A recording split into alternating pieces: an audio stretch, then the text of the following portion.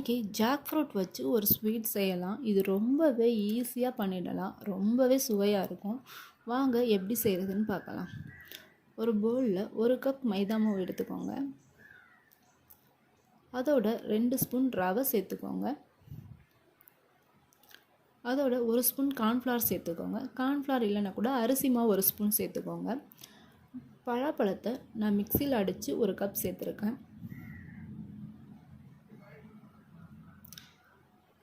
இது எல்லாத்தையும் நல்லா கலந்து விட்டுக்கோங்க. இதோட நான் 1 டம்ளர் காய்ச்சின பால் சேர்த்துருக்கேன். இது தோசை மாவு பதம் வர வரைக்கும் நம்ம கலந்து விட்டுக்கணும். எவ்வளோ தேவையோ அந்த அளவுக்கு கொஞ்சம் கொஞ்சமாக பால் விட்டு நல்லா கலந்துக்கோங்க. கட்டி இல்லாமல் கலந்துக்கோங்க நல்லா.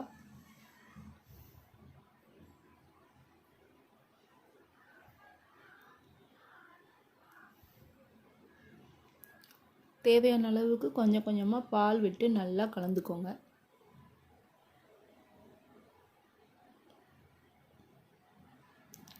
இது நல்லா இந்த பதத்துக்கு வரணும். நம்ம எடுத்து ஊற்றுற அளவுக்கு வரணும்.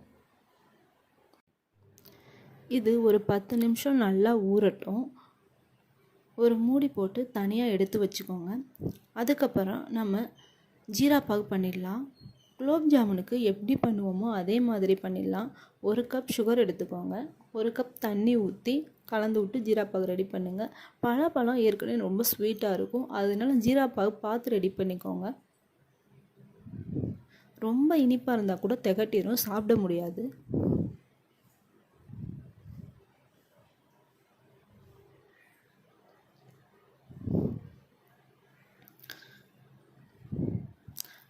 நான் இதில் கொஞ்சோண்டு ஃபுட் கலர் சேர்த்துருக்கேன். அதுதான் எல்லோ கலராக இருக்குது. அதோட 1/2 டீஸ்பூன் ஏலக்காய் பவுட்ரு சேர்த்துருக்கேன். உங்களுக்கு ஃபுட் கலர் வேணான்னா நீங்கள் சேர்த்துக்க வேண்டாம். நல்லா கொதித்து ரெடி ஆயிடுச்சு பாகு. இப்போது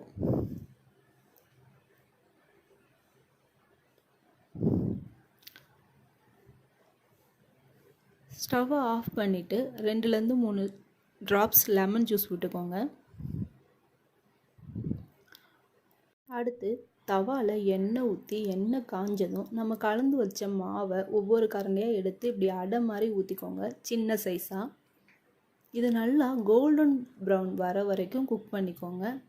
இந்த எண்ணெயில் அது வேகிறப்பயே அந்த பழப்பழ வாசனை அப்படி வரும். அப்படியே சாப்பிடணும்னு தோணும். அந்த அளவுக்கு ஒரு நல்ல மனம் வரும் இதில். இதை 2 சைடும் திருப்பி போட்டு நல்லா செவந்து வர வரைக்கும் வேக வச்சுக்கோங்க.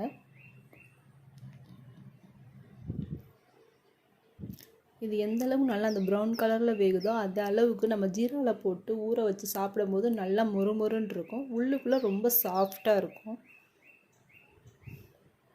இதோட வாசனையே சூப்பராக வருதுங்க. இப்போ நம்ம செய்ய பார்த்தே அவ்வளோ நல்லா இருக்குது வாசனை. 2 பக்கமும் நல்லா வெந்ததுக்கப்புறம் இதை எடுத்து நம்ம ஜீராவில் போட்டு முக்கிக்கலாம். நம்ம ஜாமுன் எப்படி பண்ணுவோம், ஃப்ரை பண்ணோன்னே எடுத்து நம்ம எண்ணெய் வடிச்சிட்டு ஜீராவில் போடுவோம்ல, அதே மாதிரியே பண்ணிக்கலாம். ஜீராவில் போட்டு ஒரு 2 நிமிஷம் இப்படி ஸ்டோக் பண்ணிங்கனாலே அந்த பாகு நல்லா உள்ளே இழுத்துக்கும். இவ்வளோதான். ரொம்ப ஈஸியாக சிம்பிளாக பண்ணிடலாம். ரொம்பவே டேஸ்ட்டாக இருக்கும். எல்லோரும் செஞ்சு பாருங்கள்.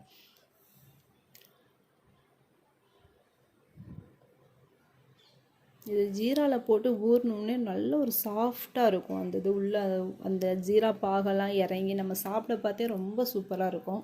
பார்க்கவே டெம்டிங்காக இருந்துச்சு நான் செஞ்ச பார்த்து.